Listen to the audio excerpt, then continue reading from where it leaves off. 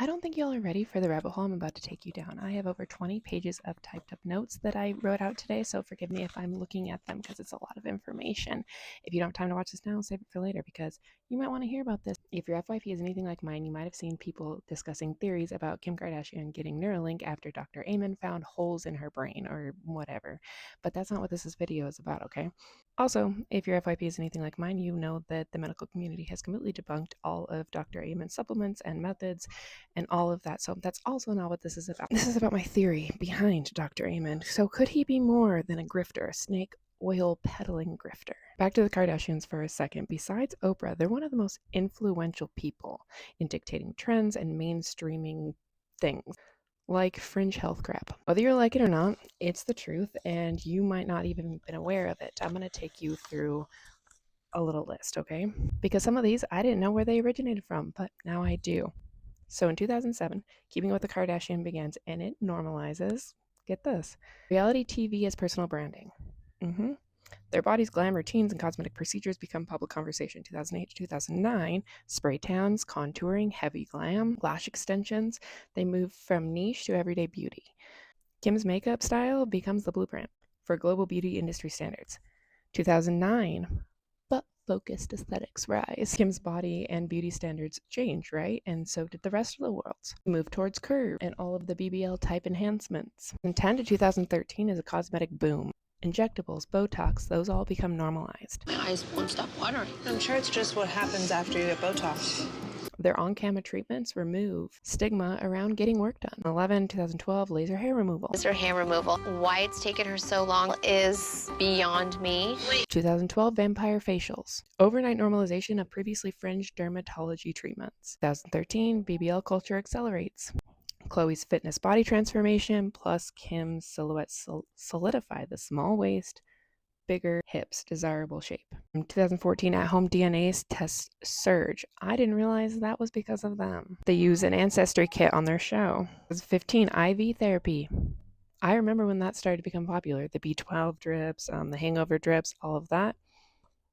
Yep. 2016, cryotherapy. Are y'all getting the point? 2017, 2019, medicalized beauty culture. We got detox diet, functional medicine, elimination diets, non-evidence-based root cause healing. 2019, CBD and alternative therapies. I don't watch Keeping Up with the Kardashians, so a lot of this is news to me. 2020, home fitness and transformation culture. That makes sense. We're all stuck in our houses. Their pandemic workouts redefined celebrity fitness as lifestyle aspiration. 2021, mental health vulnerability, content surges, anxiety, panic attacks, trauma narratives shared on the show normalizes self-diagnosis and therapy branding. 2022, pseudoscience hits its prime time. Dr. Amen has actually been on Keeping Up with the Kardashians before. I had no idea. Kendall and Khloe undergo his SPECT brain scans on camera. This normalizes fringe neurodiagnostics, visible trauma on brain scans, wellness as a medicine narrative, the idea of fixing your brain, which is what he peddles. Through controversial methods, this is considered one of the biggest pseudo-medical legitimizations they've contributed to. And that was in 2022. Kendall says her scan proves she has anxiety, which psychiatrists warn is not scientifically valid. 2023, body trend reversal, Ozempic culture, extreme slim downs begin. Everyone speculates they are on GLP-1s but don't have a BBL anymore, and ultra-thin shapes help mainstream injectable weight loss drugs as a beauty tool. Filler dissolving and implant removal becomes a trend. 2024, tech-based wellness plus anxiety era.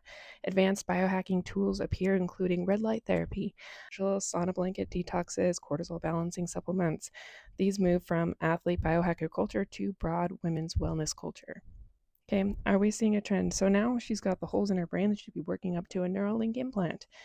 Sure, maybe. And honestly, I'd rather that rumor be true than the other terrible ideas that have been floating around that I've seen. I'd rather them experiment on her than what is rumored to them being experimenting on people at ICE facilities. And could it be problematic for the rest of the world if she brings it mainstream? Yes, absolutely it could be, or it could not be, depending on how it goes, I guess. But that's not what I want to talk about. I talked about Dr. Amen and some of his problematic pseudoscience and the effects it could have on culture worldwide, but mostly America. Okay, so Amen is politically ambiguous, and that's on purpose. And the Kardashians are as well, even though I think we all know what both of them tend towards, or maybe who they voted for. But it's all speculation because they are ambiguous. But Amen has spoken at churches. He's been on stage with Charlie Kirk. He said really harmful transphobic things. Dr. Amen offers something most wellness or pseudoscience medical political actors crave, like RFK Jr. A medical or a scientific visual, a wellness-friendly worldview. Okay, he gives brain scans to look like objective science, root cause brain dysfunction, individualized supplement-friendly solutions. No big pharma here. We can keep with the narrative that big pharma is lying to us. Anti-traditional psychiatry messaging and a huge built-in wellness community, including those who are fans of the Kardashians. This is exactly the type of Dr. Brand that adjacent political figures leverage. RFK Jr., Dr. Oz, all those Maha-aligned figures could benefit from legitimizing Dr. Amen's controversial brain health model. And why is that? Okay, RFK Jr. and similar figures often frame mainstream medicine, vaccine, psychiatry, and pharmaceutical dominance as corrupt or misguided, right? So Amen's whole brand is traditional psychiatry is backwards. We need brain imaging, not guesswork. This feeds the political message of Maha, right? The system is wrong. We have the real science. Experts lied. All of that. And Amen's spec scan visually reinforces that narrative, a bridge between wellness culture and politics. Maha strategists need something MAGA has never fully captured: the massive wellness, yoga, self-help, biohacking, goop adjacent audience. Amen is perfect for the demographic because he blends science with spirituality, uses visual medical tools, offers supplements, lifestyle fixes, no drugs, and empowerment narratives, avoids explicit politics, and which makes him usable by any political side. Really, he is a neutral wellness authority they can repurpose. Here's where we get into the kicker: a way to shift mental health from social problem to biological optimization. This is huge. So RFK Jr. and Maha messaging revolves around personal responsibility, bodily autonomy, optimizing health, distrust in psychiatric medication, right? Amen offers brain scans instead of labels, supplements instead of SSRIs. RFK Jr. wants to get rid of SSRIs. He's already said that. Brain optimization instead of therapy, fix the organ instead of the socio-political issues. Politically, this reinforces shrink government mental health systems. They want to do that. Shift blame for distress away from society and toward individuals. They're doing that to promote a privatized wellness medical community. It also gives them a commercially monetizable ecosystem. They definitely don't want universal healthcare. But Amen's clinics represent privatized health, out-of-pocket procedures, supplements, proprietary brain programs, self-pay diagnostics. This aligns perfectly with what Maha-style movement wants: a privatized, entrepreneurial, freedom-based health economy, not insurance-driven, government-regulated medicine. RFK Jr. wants health freedom. Dr. Oz wants alternative, integrative solutions. Maha wants individual responsibility medicine.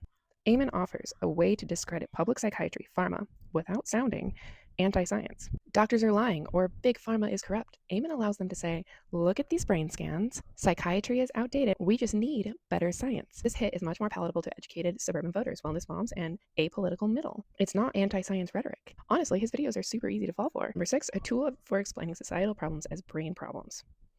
Politicians love simple explanations. Amen gives them that. Violence, brain dysfunction. Addiction, brain dysfunction. Anxiety, brain underactivity. Depression, brain injury. Social disorder, brain dysregulation. This biologizes political conflict and shifts attention away from economic inequality, education deficits, trauma, structural violence, and political radicalization. Instead, Maha narrative becomes fix America's brain, fix America. It simplifies extremely complex problems, right? And then we need to talk about visual propaganda values. Spec scans look authoritative and scientific, even when it's not clinically valid. Imagine RFK Jr. or Dr. Oz presenting red, yellow problem areas, before after brain images, explanation linking stress, social media, or vaccines to brain changes. It's potent visual rhetoric. They wouldn't need to be accurate. They only need to be persuasive. These scans are very persuasive, and here's the real leverage. If Maha-style politicians want to promote dysregulation, privatized medicine, supplement-based health, distrust in psychiatric pharmacology, fix yourself, don't rely on the system ideology, if they want all of that, then legitimizing Dr. Amen gives them a doctor-shaped battering ram. Now that we know he's useful, right? Or even that his methods are being mainstreamed by the Kardashians, let's talk about how harmful this would be to marginalized communities. Number 1, pathologizing identity and experience. So Amen's model suggests if you struggle, your brain is malfunctioning. When applied to marginalized groups, this could mean poverty, brain dysfunction; racism-related stress, brain dysfunction; gender dysphoria, brain dysfunction. He actually has a whole speech where someone asks him about trans people, and that's what he links gender dysphoria to. Find clips of it right here on TikTok of him being asked about what he thinks of trans people. And yeah, gender dysphoria equals brain dysfunction. Trauma from discrimination, brain dysfunction. In this framing, marginalized people's reaction to oppression gets labeled as pathology rather than a reasonable response to systemic harm. This strips away agency, context, social explanations, and replaces them with your brain is broken. Number 2, justifying over-surveillance or medicalized control. So if government, schools, or law enforcement use brain scans as proof of violence risk, impulsivity, emotional instability, abnormality, we're going to talk about that one, trauma-induced dysfunction, this could disproportionately target groups of people who are already being over-policed, including Black communities, indigenous communities, disabled people, neurodivergent youth, trans people, people in poverty. It opens the door to pre-crime logic. We're already seeing that door being nudged open. Brain scans justify intervention before action occurs. I've talked on this page before about how that is already happening and how they're trying to do that already by surveilling so much of our lives already. A brain scan? Imagine taking their kid to their 5-year wellness appointment, and a brain scan is included. Historically, medicalized risk prevention has always harmed marginalized groups first. We're going to go in further depth in this in a second, but replacing social solutions number 3 with fix your brain individualism. Amen model focus on supplements, imaging, brain training, lifestyle optimization.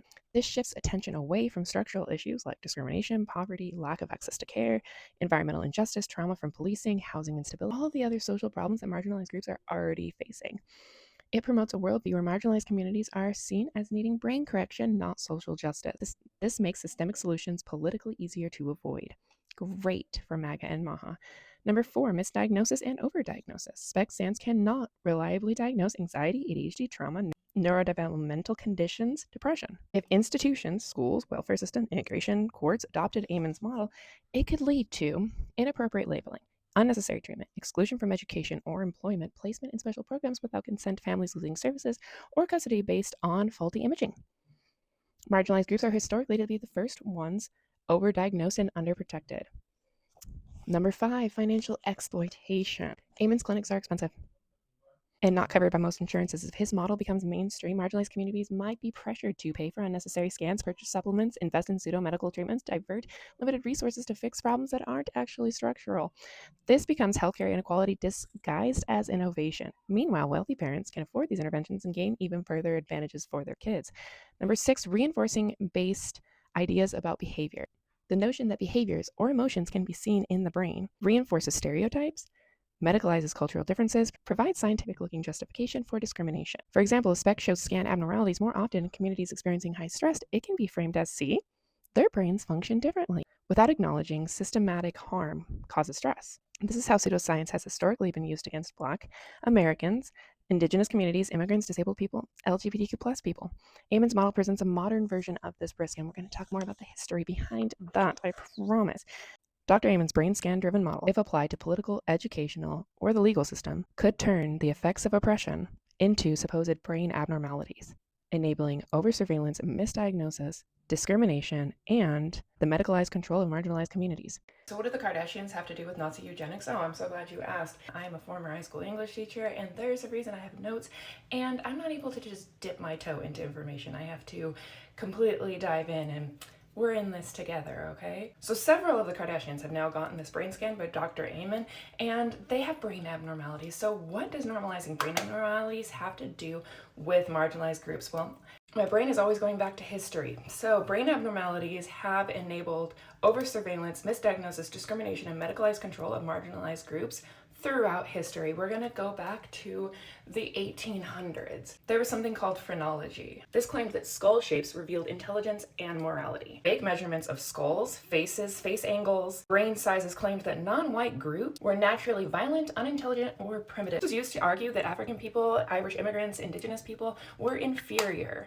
biologically. It provided scientific justification for slavery, colonization, and racist immigration policy. We saw it used to defend segregation, unequal education, and bans on interracial marriages. So now we're going to skip to the eugenics movement, 1900 and 1940. I've talked a lot about this in my History Echo series. I know this is a random rabbit hole, but this is the way my brain works. So it declared disabled people, poor people, immigrants, and minorities genetically unfit. Led to forced sterilizations all throughout the United States and Europe. And guess what? Our little eugenics program here, it inspired Hitler's. Also, transatlantic enslavement. Slaveholders invented biological myths. Black people feel less pain. Their brains are smaller. Their bodies are suited for hard manual labor. And these scientific biological lies were used to justify slavery, medical experimentation, denial of legal rights, and post-slavery policing systems. Many of these myths still echo today in modern healthcare disparities. In the British, Spanish, and French empires, colonizers argued that indigenous people had primitive brains, were childlike, lacked civilization, and were closer to animals, justified their land theft, forced conversion, cultural suppression, and genocide. Anthropology and museum displays were weaponized to depict colonized people as evolutionary throwbacks. Can't forget about women. Women who show any sort of sign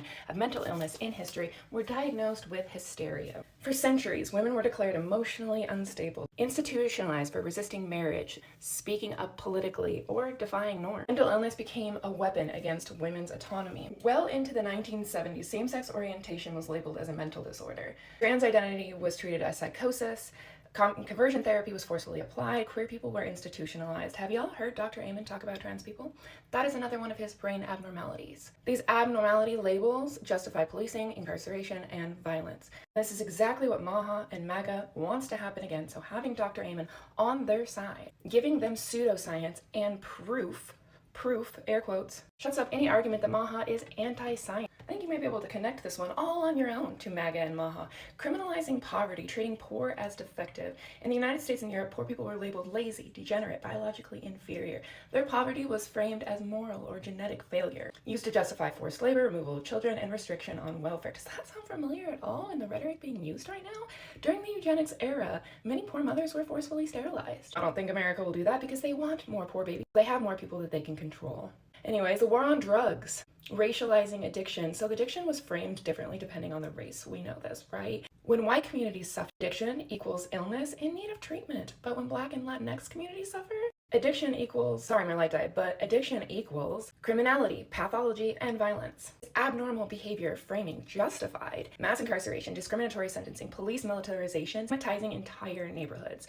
Today's opioid epidemic response reveals the racial double standard, and this isn't history, this is still happening. Immigration, calling groups diseased, dirty, or mentally inferior. Again, I don't really feel like this is history.